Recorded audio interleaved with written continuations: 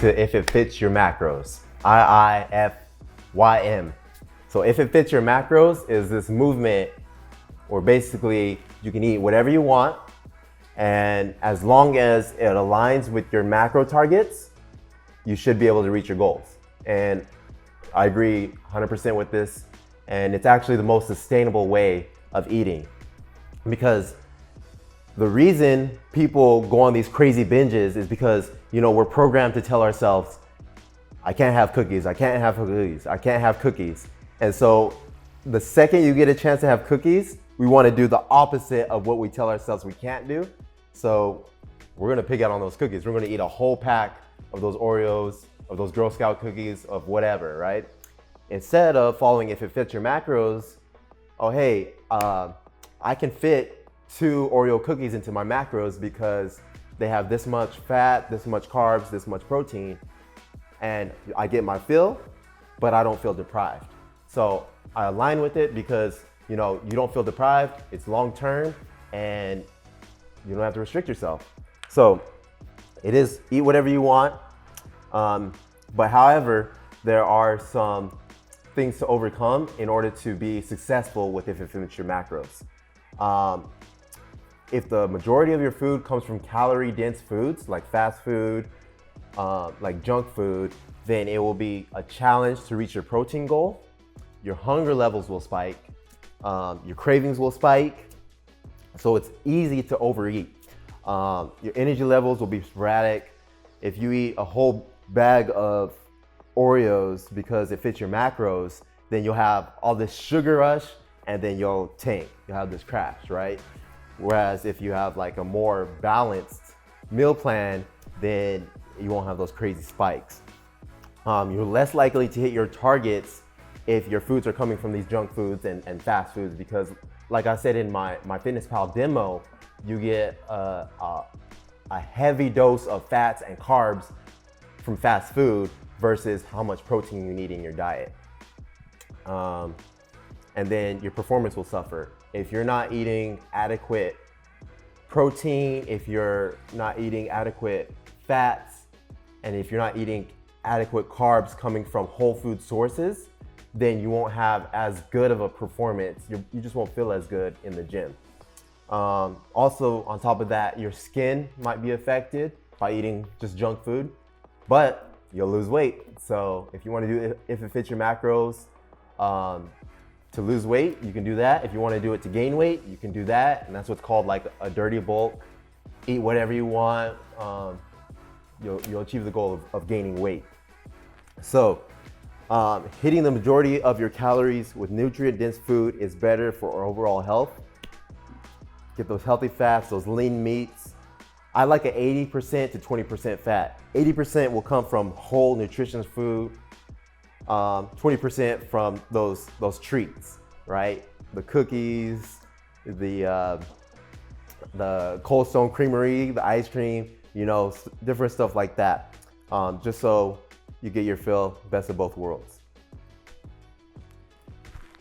So common mistakes of If It Fits Your Macros: not planning ahead. If you don't plan ahead, you'll go to McDonald's drive-thru and you'll be like, I got 70 more carbs for the day. Let me get 2 McDoubles. And then you're like, oh man, 2 McDoubles is 120 carbs. So boom, you went over your carbs. Where if you planned ahead, you'd be like, okay, I'll have 1 McDouble and that's only 60 carbs. For example, I don't know the numbers, just saying it off the top of my head. So too much fast food or highly processed food, like I said before, higher to reach your protein goals. And then another mistake is not tracking honestly. So like I said in the food journaling example, if you have a bagel and a coffee, that should just be a plain bagel and a black coffee. But if you have a bagel with blueberry cream cheese and a coffee with 3 creamers, you need to document that in my FitnessPal or however you track it with whatever app you use or whatever form you use of tracking, so you can be accurate with your macros. If you're not honest with your macros, the only person you're hurting is yourself. So remember, it's just data. Take it in and there's different strategies. I'm gonna include some of those strategies in the bonus materials so that you can have a source to be like, okay, what can I do to slowly progress from here? And then this next slide is a macro breakdown by food example. So what I did was I took different foods and I wrote down the food weight, 100 grams for each food, how many calories you get from that food, how much protein, carbs, and fats. Main reason for this slide is because some people think if I eat chicken, if I eat 100 grams of chicken, I'm getting 100 grams of protein. That's not true, because within the chicken, there's nutrients, there's minerals, there's water, there's protein, there's carbs, and there's fat. It's just called a protein source because the majority of the chicken is made up of protein. So in a 100-gram piece of chicken, it's going to be 165 calories. And from that, 31 grams is protein, really no carbs in chicken breast, and then there's about 3.6 grams of fat. Whereas for salmon is a more fatty fish, so it's 208 calories, 20 grams of protein, 0 grams of carbs, and 13 grams of fat. So that's where you're getting the added calories from the salmon. Same with ribeye, higher in fat. Now, when you go to the carb sources like white rice, cookies, people think cookies is carbs, when really it's a mix, you'll see right now. Brown rice, the reason I put these carb sources is because people think if you eat white rice, you're gonna die, like all these crazy things about white rice. But really the macro breakdown is very similar to brown rice. So white rice versus brown rice, 130 calories versus 111 carbs or calories for the same amount. Protein, about the same amount, 2.7 versus 2.6. Carbs, 28 versus 23. Fat, 0.3 versus 0.2. So they're very similar.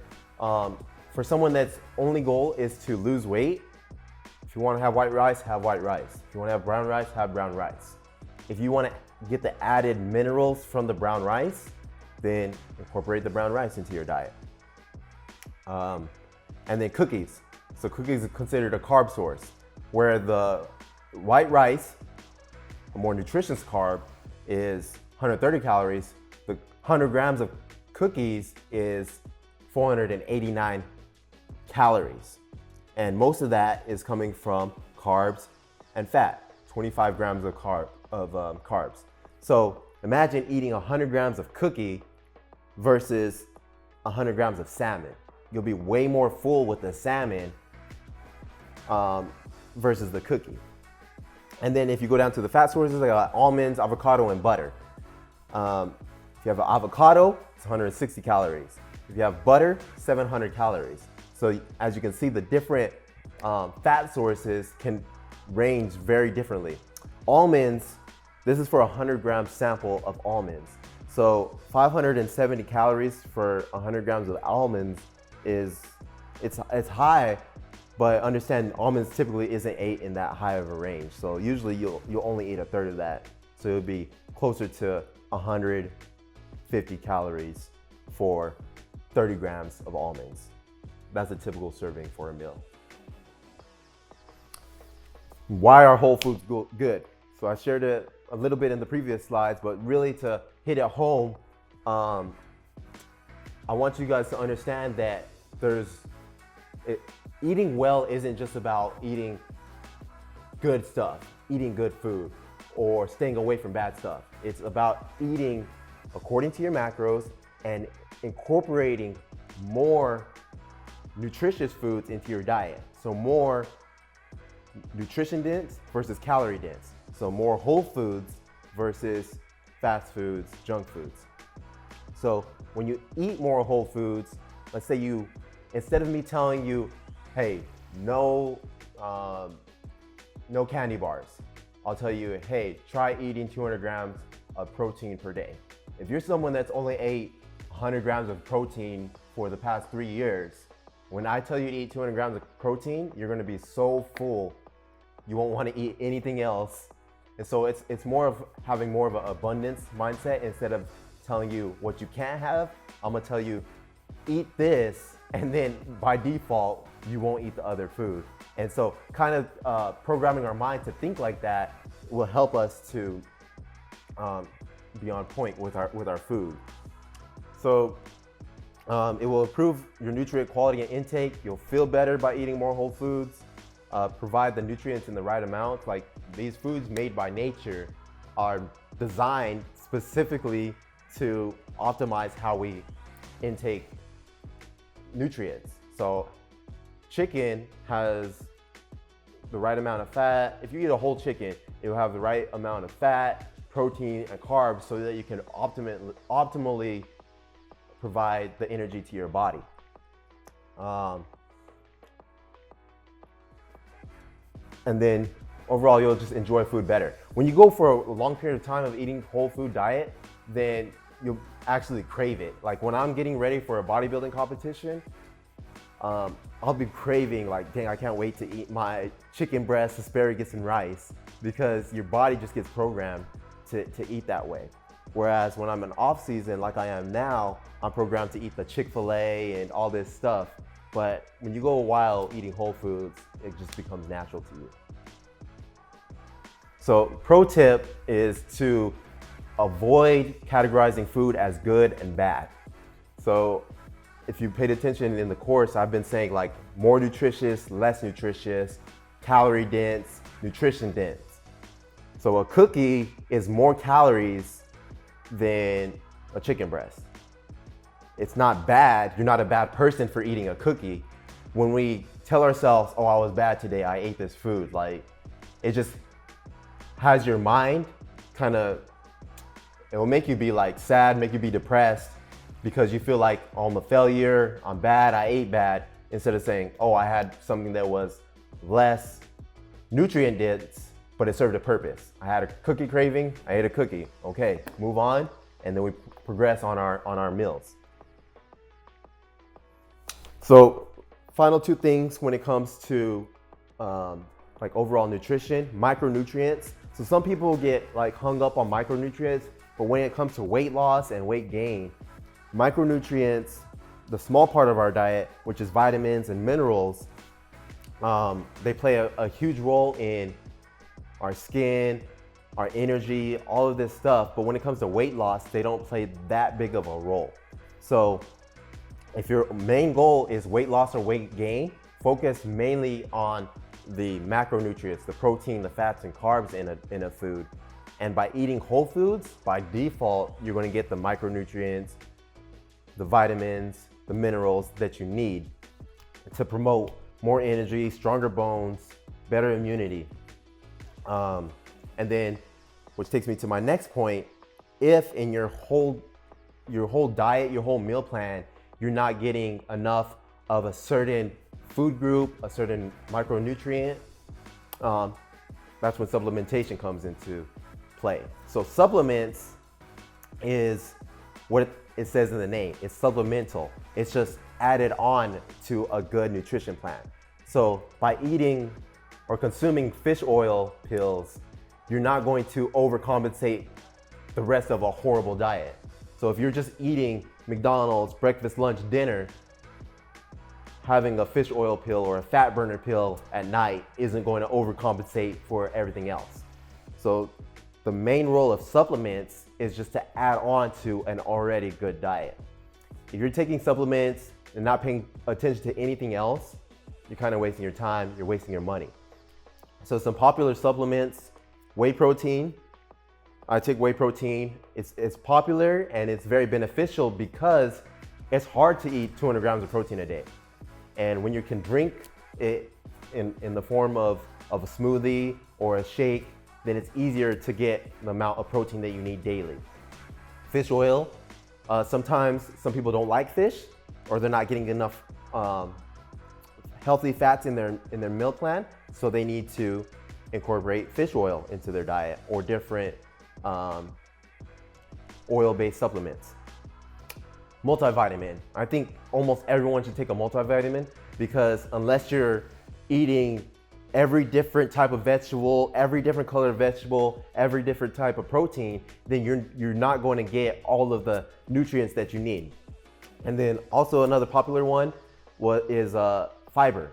So if you're not eating enough fruits and vegetables, you won't have enough fiber in your diet. So you can get something like Metamucil to supplement your diet so that you can stay regular and you can function properly with your diet. So in my previous prep, I would have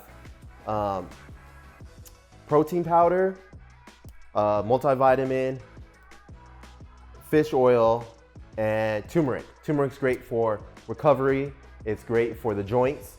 So I would have a turmeric supplement. But that was for me. So that's what I needed to achieve my goal. So based on your goal, based on where you're at, you can evaluate what supplements you need. But I would say get the whole foods right first, then add the supplements. And then the next little section, I'm gonna share my journey from basically high school to stepping on stage to where I'm at now, and the different meal plans I've tried, and maybe you'll learn something from that too. So I'll see you guys in the next video.